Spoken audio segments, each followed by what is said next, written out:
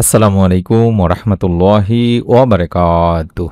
1 minute মাদ্রাসা YouTube চ্যানেলে সম্মানিত দিনী ভাই বোনেরা, আমি আশা করি আল্লাহ তাআলার অশেষ রহমতে আপনারা ভালো আছেন এবং সুস্থ আছেন। আলহামদুলিল্লাহ। আজ অত্যন্ত গুরুত্বপূর্ণ ছোট্ট একটি ভিডিও নিয়ে হাজির হয়েছি। আল্লাহ তাআলা নিজেই বলেছেন, কেউ যদি বৃহস্পতিবার ফজরের পরে 3 শব্দের একটি ছোট্ট দোয়ার আমল করে, আল্লাহ তাআলা তাকে গায়েব থেকে হলেও সাহায্য করবেন। আল্লাহ তাআলার সাহায্য পাওয়ার জন্য হলেও আপনারা মনের মধ্যে শতভাগ বিশ্বাস নিয়ে অন্তত ফজরের ফরজ নামাজ আদায় করার পরে এই ছোট্ট দোয়ার আমলটি করবেন। রব্বুল আলামিন ইনশাআল্লাহ আপনার মনের নেক আশা পূরণ করে দেবেন। আল্লাহ তাআলা আমাদের জীবনে দিন ও রাত দুটি ধারা রেখেছেন। এর মধ্যে কিছু দিন ও রাতকে বিশেষভাবে বরকতময় করেছেন। এতে সঠিকভাবে আমল করলে দুনিয়া ও আখিরাতে সফলতা লাভ হবে। এমন একটি রাত হলো বৃহস্পতিবার রাত, অর্থাৎ জুমার দিনের আগের রাত। বৃহস্পতিবার সূর্যাস্ত থেকে শুক্রবার সুবহে সাদিক পর্যন্ত এই সময়টা অনেক বরকতপূর্ণ। হাদিসেও এ রাতের অনেক ফজিলত, বরকত ও উপকারিতা বর্ণিত হয়েছে। বলা হয়েছে যে এ রাতে পুরো সপ্তাহের আমল আল্লাহ তাআলার সামনে উপস্থাপন করা হয়। এজন্য বৃহস্পতিবার রোজা রাখতেন নবীজি সাল্লাল্লাহু আলাইহি ওয়াসাল্লাম। এই বিষয়ে নবী করিম সাল্লাল্লাহু আলাইহি ওয়াসাল্লাম বলেন, বৃহস্পতি ও সোমবার আল্লাহ তাআলার সামনে বান্দার আমল উপস্থাপন করা হয়, তাই আমি চাই আমার আমল পেশ করার সময় আমি যেন রোজা অবস্থায় থাকি। সুনানে নাসাই শরীফের একটি হাদিস।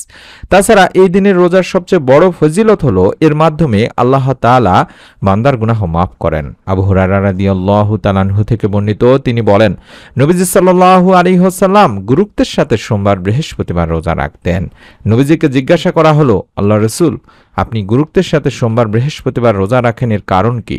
নবীজি বললেন, সোম ও বৃহস্পতিবারে আল্লাহ সব মুসলিমকে ক্ষমা করে দেন, তবে ওই দুই ব্যক্তি ছাড়া যারা একে অপরকে বর্জন করেছে তাদের সম্পর্কে আল্লাহ রাব্বুল আলামিন বলেন, পরস্পর মিলে যাওয়া পর্যন্ত এদেরকে আপন অবস্থায় ছেড়ে দাও। সুনানি ইবনে মাজার 1740 নম্বর একটি হাদিস।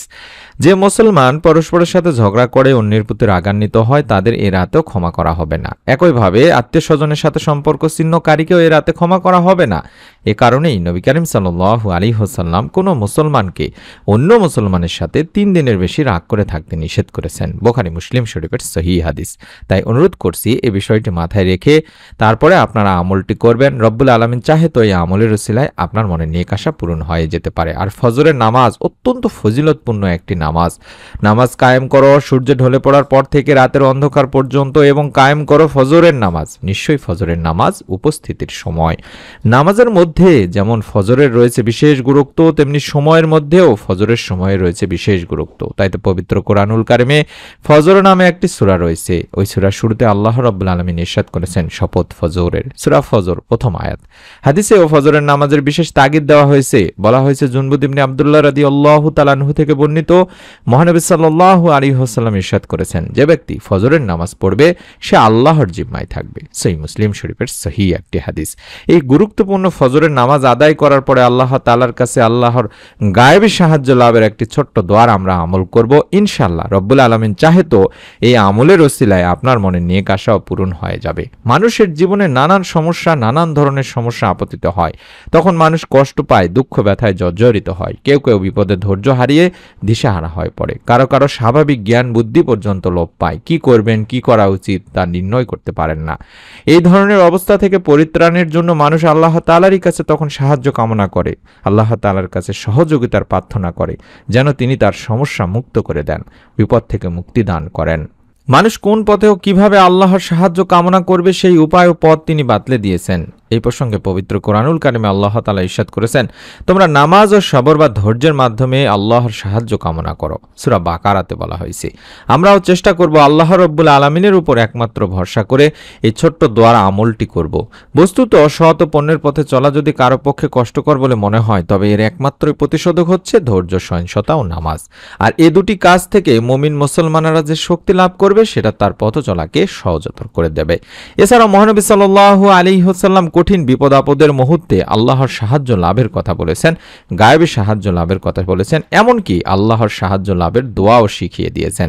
সেই দোয়াটি আমি আপনাদেরকে শিখিয়ে দিচ্ছি, স্ক্রিনের মধ্যে দেখায় দিচ্ছি। সকলের জানা অন্তত 2-3 শব্দের একটি ছোট্ট দোয়া বেশি বেশি করে পড়বেন ফজরের নামাজ আদায় করার পরে, এবং যদি সম্ভব হয় বৃহস্পতিবার যেহেতু আল্লাহ তাআলার কাছে বান্দার আমল উপস্থাপন করা হয়, সম্ভব হলে রোজা রেখে আমলটি করার চেষ্টা করবেন। ফজরের নামাজ আদায় করে তারপরে কয়েকবার দরুদ দরুদ ও ইস্তেগফার পড়বেন, বিশ্বনবী সাল্লাল্লাহু আলাইহি ওয়াসাল্লাম যে আমলগুলো করতেন সেই আমলগুলো করবেন, তারপরে লা হাওলা ওয়ালা কুওয়াতা ইল্লা বিল্লাহ। এটি কম করে হলেও 100 বার পড়ার চেষ্টা করবেন, কম বেশি হলেও কোনো সমস্যা নেই ইনশাআল্লাহ। একটা সংখ্যা বলা হয় যাতে করে আপনারা বেশিক্ষণ পড়তে পারেন, বেশি বেশি পড়তে পারেন, বেশি আমল করতে পারেন। লা হাওলা ওয়ালা কুওয়াতা ইল্লা বিল্লাহ এভাবে অন্তত যতটুকু বেশি পড়া যায় আমলটি করবেন। এটির মাধ্যমে আল্লাহর সাহায্য পাওয়া যায়। আল্লাহর সহযোগিতা ছাড়া কারো ভালো কর্মের দিকে এগিয়ে যাওয়া এবং খারাপ কর্ম বা খারাপ কাজ থেকে ফিরে আসার সামর্থ্য কারণেই।